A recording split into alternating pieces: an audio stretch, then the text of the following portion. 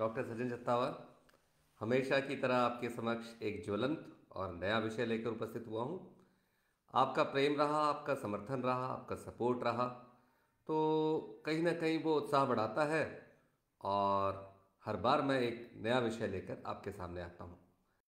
मित्रों, देखा ही होगा आपने, सर्दियाँ आ गई हैं, काफ़ी कड़कड़ाती ठंड है। भोपाल का टेम्परेचर तो आप सोच नहीं सकते, 3.5 डिग्री तक चला गया। और कहीं नहीं कहीं रजाई में दुबकते हुए हमें ऐसा लगता है कि आप कोई बाहर ना बुलाए, चाय की चुस्कियां लें और अपन सुबह का अखबार पढ़ें। ये एक मुख्य लक्ष्य बन गया है। और ये सुबह होते होते कितने बजे तक सुबह हो रही है? लगभग कुछ लोगों की 8-8 10 बजे 10-10 बजे तक सुबह हो रही है। तो एक स्वाभाविक बात है, मेरे साथ भी ऐसा ही हो रहा है और सभी के साथ हो रहा है। पर कहीं ना कहीं हमारे मधुमेह के रोगियों के मध्य एक बात आ जाती है कि डॉक्टर साहब, जब से ये ठंड आ गई है शक्कर कुछ बढ़ने लगी है। भोजन के बाद की शुगर जो पहले 200 के अंदर रहती थी, अब 250-300 हो रही है।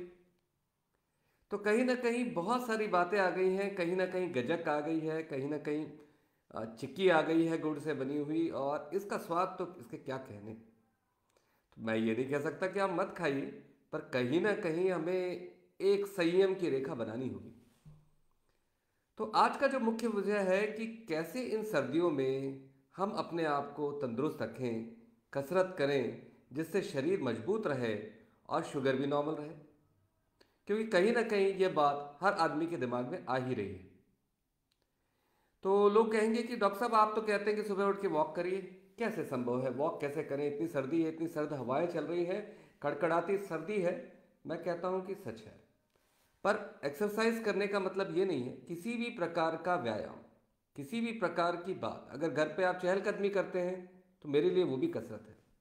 अगर आपके घर में सीढ़ियाँ हैं और आपके जोड़ों में कोई परेशानी नहीं है, हृदय की कोई परेशानी नहीं है, आप सुबह ऊपर नीचे भी अगर 15-20 बार आधा घंटा एक्सरसाइज कर लेते हैं तो वो भी एक कसरत है।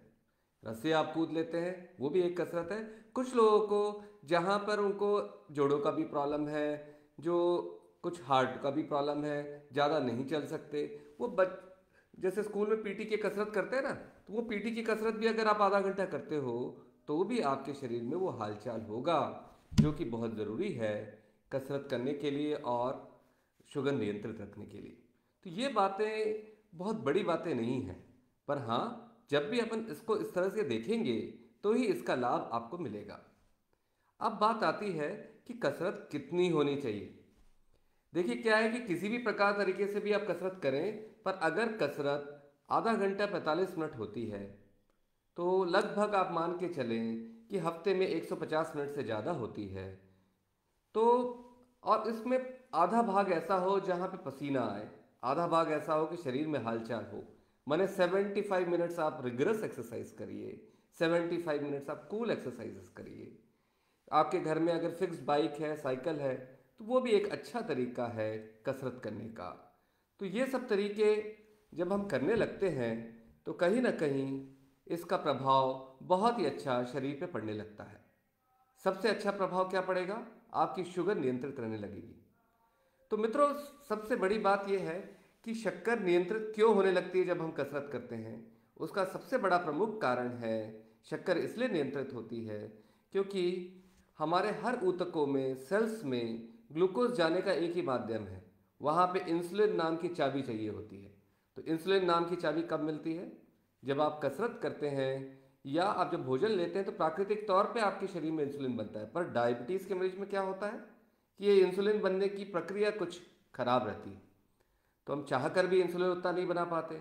पर जब हम कसरत करते हैं तो एक विशेष परिस्थिति निर्मित होती है जहाँ शरीर को इंसुलिन की आवश्यकता नहीं पड़ती। Insulin independent transfer of glucose कहते हैं इसको। इसीलिए जब आप कसरत करते हैं तो शरीर को बगैर इंसुलिन के भी मांसपेशियां, वसा आपका ग्लूकोज का सेवन करती हैं और शुगर नॉर्मल होने लगता है। इसलिए सर्दियों में दुबक कर नहीं बैठना है। सर्दियों में अगर बाहर निकलना संभव नहीं है तो भी आपको व्यायाम करना है। समय की पाबंदी नहीं है। अगर आप 10 बजे पसंद करते हैं, 10 बजे व्यायाम करिए, पर भोजन से पहले करिए, दवा लेने से पहले करिए। जब भी आप दवा लेने के बाद व्यायाम करेंगे, बहुत लोग बोलते हैं ना, डॉक्टर साहब दवा खा ली, खाना खा लिया, अब हम चहलकदमी करेंगे। तो वो सामान्य मरीज के लिए ठीक है, पर मधुमेह के मरीज के लिए ये ज़रूरी है कि आप व्यायाम भोजन लेने से पहले, दवा लेने से पहले करिए। क्योंकि ये दवा लेने के बाद अगर आप व्यायाम करेंगे, हो सकता है दवा का असर बढ़ जाए। मैंने तो बताया ना, इंसुलिन इंडिपेंडेंट ट्रांसफर भी बढ़ता है।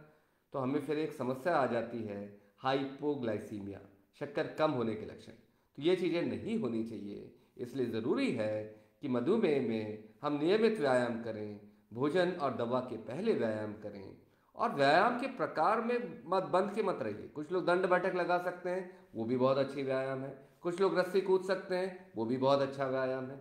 सीढ़ियों पे भी आप ऊपर नीचे 8-10 बार 15 बार चल लेते हैं, वो भी व्यायाम है। पर आपको अपने आप को रबर बैंड की तरह खींचना होगा। ये होता है ना दोस्तों, रबर बैंड की तरह जीवन को माने। जिस दिन आप ढीला छोड़ देंगे, वो काम का नहीं रह जाएगा, और छूट गया एक सिरे से तो दूसरे सिरे को चोट लगेगा, जिसको हम रिकॉइल कहते हैं। तो ये भी नहीं होना चाहिए। तो नियमित रबर बैंड की तरह रोज थोड़ा थोड़ा खींचें, और अपनी कसरत का पैमाना बढ़ाते जाएं, उसकी इंटेंसिटी बढ़ाइए। तो उससे ये होगा कि शरीर हमेशा मजबूत रहेगा। नहीं तो शरीर को आदत हो जाती है, एक समय तक व्यायाम अच्छा लगता है, फिर शरीर की डिमांड होती है कि आप ज़्यादा व्यायाम करें। तो इसी तरीकों को देखते हुए, और व्यायाम चिर यौवन की कुंजी है, चिर स्वास्थ्य की कुंजी है, और आप सभी यही चाहते हैं। आशा है आपको मेरी बात समझ में आई होगी। धन्यवाद।